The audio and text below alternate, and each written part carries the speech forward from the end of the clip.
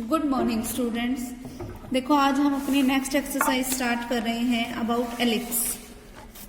देखो एलिप्स क्या होता है, जैसे देखो अपन ने लास्ट टाइम पैराबोला के बारे में पढ़ा था कि कोई राइट पैराबोला होता है, लेफ्ट पैराबोला होता है, अपर पैराबोला होता है, लोअर पैराबोला होता है। जब हम एक राइट पैराबोला को और जब हम एक लेफ्ट पैराबोला को आपस में मिला देते ना, तो ये जो शेप बनी है, ये शेप कैसी है? एक एग टाइप शेप। ये जो एग टाइप की जो शेप बनी है ना, इसको हम क्या बोलते हैं? एलिप्स। सेम उसी तरीके से जब हम एक अपर पैराबोला को मिलाएंगे एक लोअर पैराबोला के साथ, तो भी हमारे पास क्या बनेगा? एक एलिप्स बनेगा। बस दोनों में फर्क क्या है कि ये एक्स एक्सिस ओरिएंटेड है और ये वाई एक्सिस ओरिएंटेड है, बाकी इनमें कोई भी फर्क नहीं है। ये ध्यान से देखना, इसकी शेप सर्कल की नहीं है, इसकी एक एग टाइप की शेप है, यानी कि यहाँ सेंटर से इसकी जो रेडियस होगी ना, वो हर जगह पे क्या होगी? डिफरेंट होगी।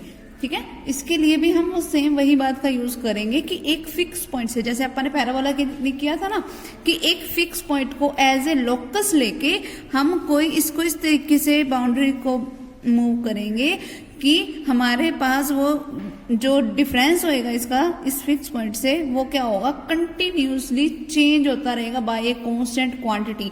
और वो कांस्टेंट क्वांटिटी मैंने लास्ट टाइम भी बताई थी पैराबोला के केस में। वो कांस्टेंट क्वांटिटी क्या थी? एसेंट्रिसिटी, यानी कि ई की अमाउंट से बार बार वैल्यू क्या होएगी? चेंज होएगी। ठीक है, एसेंट्रिसिटी को हम शो किससे करते हैं? ई से। तो अब हमारे पास क्या बनेगा?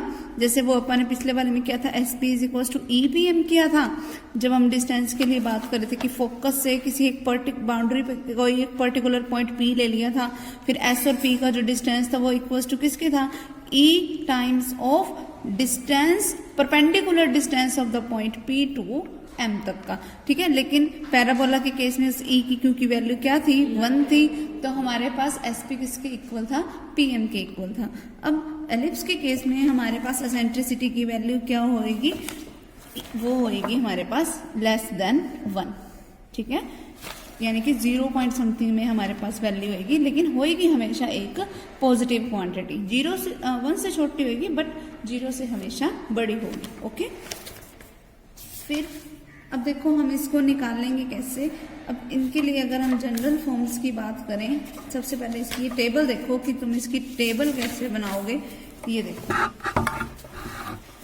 ये है इसकी टेबल।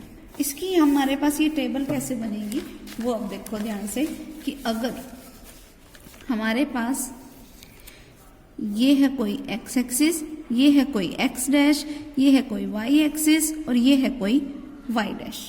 ठीक है, अब मैंने एक एलिप्स बनाया है जो मैंने एक्स एक्सिस के ऊपर बनाया है। ठीक, ये इसका कुछ का कोई सेंटर यानी कि कोई पॉइंट हमने इसके ऊपर ले लिया। ठीक है, तो अब इसका सेंटर क्या हो गया? 0 0, क्योंकि मैंने इसको ओरिजिन लिया है, तो इसका सेंटर हो गया 0 0। तो पहला हमें मिल गया सेंटर 0 0। फिर इसके जो वर्टिसेस होंगे वो क्या होंगे? अब देखो, वर्टिसेस होगा कि ये वाले पॉइंट्स। अब देखो ये वाले जो दोनों पॉइंट्स हैं इस एक्स एक्सिस के ऊपर, यहाँ पर भी हैं, यहाँ पर भी हैं, तो यहाँ से लेके यहाँ तक का जो डिस्टेंस होएगा वो हमारा होएगा फर्स्ट वर्टेक्स, जो कि हमारा क्या हो जाएगा? AE और 0। और ये जो सेकेंड वर्टेक्स होगा वो क्या होगा? माइनस का AE और 0। ठीक, तो इसके जो वर्टिसेस होंगे हमारे पास वो क्या होंगे? प्लस माइनस AE और 0, क्योंकि एक्स एक्सिस के ऊपर एक्स पॉइंट की तो वैल्यू होगी और एक्स एक्सिस के ऊपर वाई 0 होगा, इसीलिए ये क्या है? 0। फिर अगर मैं बात करूं फोकस की, देखो जब हम पैराबोला इस तरीके से बनाते हैं तो फोकस यहाँ पे कहीं होता है ना, यहाँ पे वर्टिसेस होता है, तभी मुझे पता चला कि यहाँ पे वर्टिसेस है और यहाँ क्या है? फोकस। इसके बीच में यहाँ पर कोई फोकस वाले हमारे पास पॉइंट रहेंगे। ओके, इसको ऐसा नाम दे दिया। अब एक चीज ध्यान रखना, पैराबोला में एक ही फोकस था, एक ही वर्टेक्स था, लेकिन एलिप्स के केस में 2 फोकस होंगे और 2 क्या होंगे? वर्टेक्स भी होंगे। ओके, ये सॉरी यहाँ पर A और ये भी A। जो फोकस होगा वो होगा हमारे पास AE और 0 और ये होगा माइनस का AE और 0। ठीक, ये यहाँ से लेके यहाँ तक का जो हमने डिस्टेंस है वो A ले लिया। ठीक, फिर अब उसके बाद जो इसकी डायरेक्ट्रिक्स वाली लाइन है, इसमें डायरेक्ट्रिक्स की भी 2 लाइनें बनेंगी, एक यहाँ और एक यहाँ, 2 डायरेक्ट्रिक्स की लाइन। ठीक, अब ये जो डायरेक्ट्रिक्स वाली लाइन का जो डिस्टेंस होएगा वो हमारे पास क्या होएगा, x is equals to plus minus a by e. ये जो ये डिस्टेंस होगा ना वो क्या होगा, x is equals to a by e one line, और जो ये वाला होगा वो क्या होगा, x is equals to minus का a बाई ई। तो ओवरऑल क्या बन जाएगा, x is equals to plus minus a by e. ठीक है, अब क्योंकि ये वाली हमारे पास क्या है, बड़ी वाली एक्सिस है, इसीलिए इसको क्या बोला जाएगा, मेजर एक्सिस। जिसके ऊपर ये बना हुआ है ना उसको हम क्या बोलेंगे, मेजर एक्सिस। और ये वाली एक्सिस हमारे पास क्या होगी, माइनर एक्सिस। अब देखो यहाँ से यहाँ तक का डिस्टेंस मैंने बोला, ओरिजिन से लेके इस वर्टेक्स तक का डिस्टेंस मैंने कितना बोला, a। फिर यहाँ से यहाँ तक का भी डिस्टेंस मैंने कितना बोला, a, बट नेगेटिव की तरफ है तो माइनस का a हो गया। तो जो total length of major axis हो जाएगी ना वो मेरे पास क्या हो गई, टोटल लेंथ वो क्या होगी, a डिस्टेंस ये रहा, a डिस्टेंस ये रहा, तो total length of major axis क्या होगी, a plus a means 2a। फिर लेंथ ऑफ माइनर एक्सिस क्या हो जाएगी हमारे पास, अब ये डिस्टेंस अगर मैंने कोई b लिया है, ये भी कोई b है, तो b प्लस b मीन्स क्या हो जाएगा, 2b। ठीक है, क्लियर। फिर उसके बाद देखो हमारे पास क्या है, अब इक्वेशन ऑफ मेजर एक्सिस अगर मुझे बतानी हो तो वो क्या होंगी। तो देखो इक्वेशन ऑफ मेजर एक्सिस क्या है, मेजर एक्सिस बनी किसके ऊपर हुई है, एक्स एक्सिस के ऊपर, एक्स एक्सिस के ऊपर y क्या होता है, 0। तो इक्वेशन ऑफ मेजर एक्सिस मेरे पास क्या हो गई, y इज इक्वल्स टू 0। और इक्वेशन ऑफ माइनर एक्सिस मेरे पास क्या हो जाएगी, माइनर एक्सिस ये वाली है, छोटे माइनर क्या होता है, छोटा। तो माइनर एक्सिस अगर मेरे पास ये वाली है तो इक्वेशन ऑफ माइनर एक्सिस यानी कि y एक्सिस वाली है, और y एक्सिस के ऊपर x क्या होता है, 0। तो इक्वेशन ऑफ माइनर एक्सिस क्या हो जाएगी, x इज इक्वल्स टू 0। ठीक है, फिर उसके बाद हमारे पास देखो क्या बच गया, length of latus rectum. Length of latus rectum इसमें हमारे पास क्या होएगी, वो होगी हमारे पास 2b² बाय में a।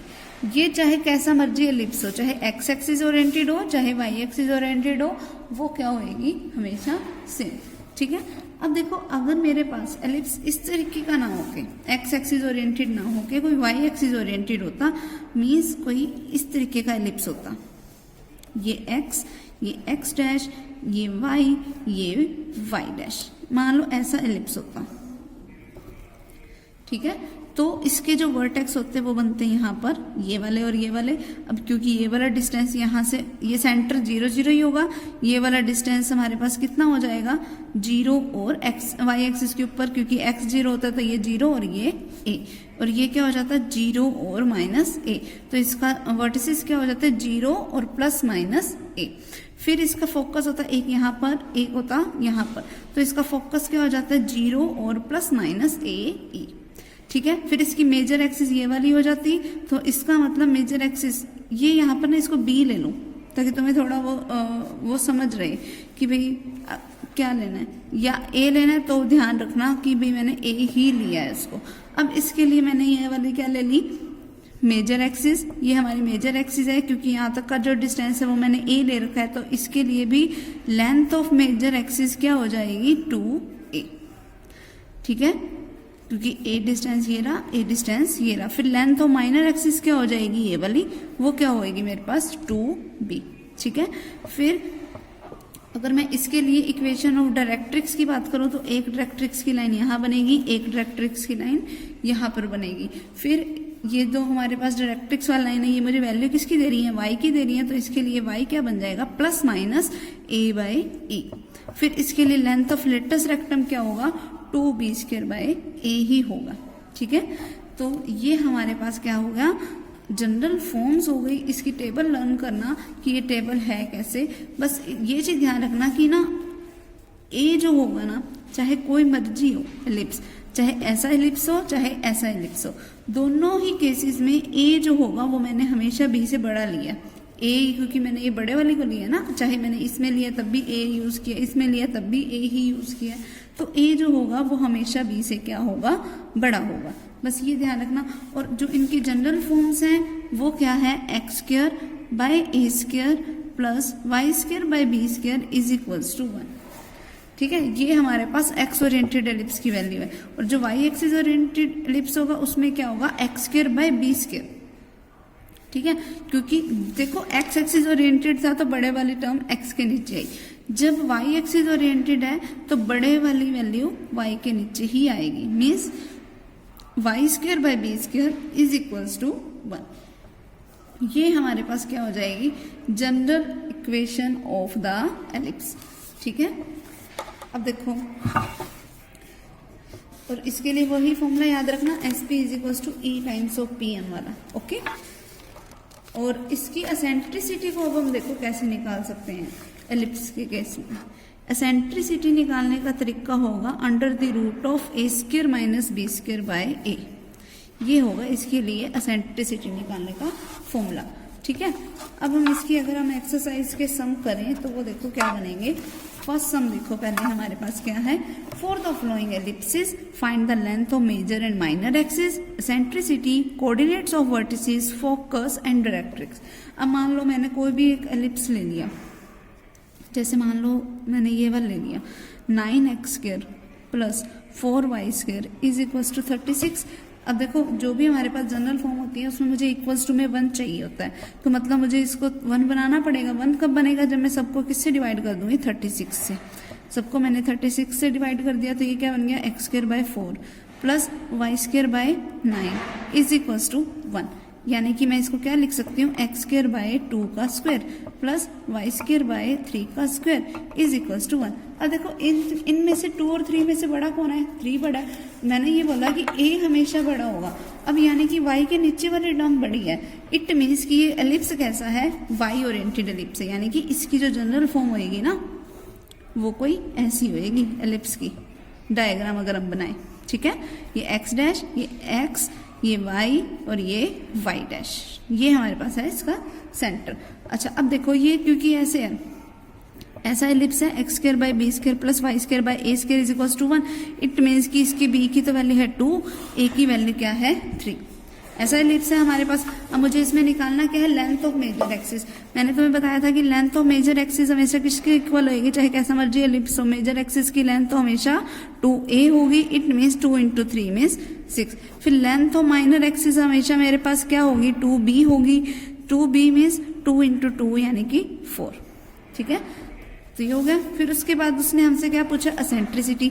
ई निकालने का मैंने तुम्हें भी फॉर्मूला बताया, a² minus b square by, यानी कि root of a² means a क्या था मेरे पास 3, a का स्क्वायर मीन्स 9, माइनस में b square means 4, divided by में a यानी कि 3, तो रूट ऑफ 5/3।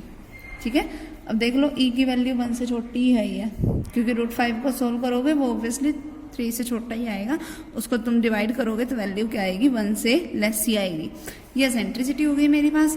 फिर उसने मुझसे क्या पूछा, कोऑर्डिनेट्स ऑफ वर्टिसेस। वर्टिसेस के कोऑर्डिनेट्स क्या होंगे, देखो वर्टिसेस क्या होते हैं वाई ओरिएंटेड एलिप्स में, 0 और प्लस माइनस a, 0 और प्लस माइनस a।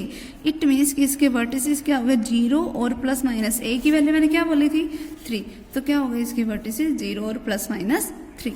फिर उसने मुझसे क्या पूछा, फोकस पूछा है। फोकस क्या होते हैं, 0 और प्लस माइनस ae। y वाले में तो यही आएगी वैल्यू टेबल के अकॉर्डिंग, तो 0 और प्लस माइनस। अब a × e, a क्या है 3, e क्या है रूट 5/3, 3 से 3 कैंसिल, तो फोकस क्या होगा 0 और प्लस माइनस रूट ऑफ 5। ठीक है, क्लियर। फिर उसके बाद उसने मुझसे क्या पूछा, डायरेक्ट्रिक्स। डायरेक्ट्रिक्स वाली लाइन, डायरेक्ट्रिक्स वाली लाइन क्या थी, y is equals to, y की वैल्यू दे रहा था वो, प्लस माइनस a/e, ये थी डायरेक्ट्रिक्स वाली लाइन। तो y is equals to plus minus a की वैल्यू क्या है 3, डिवाइडेड बाय में e की वैल्यू क्या है रूट 5/3, 3 कहाँ चला गया ऊपर, यानी कि y किसके इक्वल हो गया, प्लस माइनस 9/√5। अब 5 को उधर ले जाओ तो क्या बन गया, √5 is equals to plus minus 9, इसको इधर लेके आओ √5 minus plus 9 is equals to 0। ये मेरे पास क्या हो गई, इक्वेशन ऑफ द डायरेक्ट्रिक्स। ठीक है, दोनों डायरेक्ट्रिक्स की लाइन की इक्वेशंस आ गई। ओके, इस तरीके से हमें इसको सोल्व करना है। अगला भी सेम ऐसे है, अपने आप करना ये वाला। फिर अगले वाले में बस साथ में लेंथ ऑफ लेटस रेक्टम भी पूछ रखा है, तो लेटस रेक्टम तुम्हें पता ही है निकालने का तरीका, 2b²/a, तो जो b की वैल्यू होगी a की वैल्यू होगी वो भी पुट कर देना। ओके, बस इसके 2 सम करना, बाकी के जो सम है वो हम नेक्स्ट टाइम करेंगे। ओके।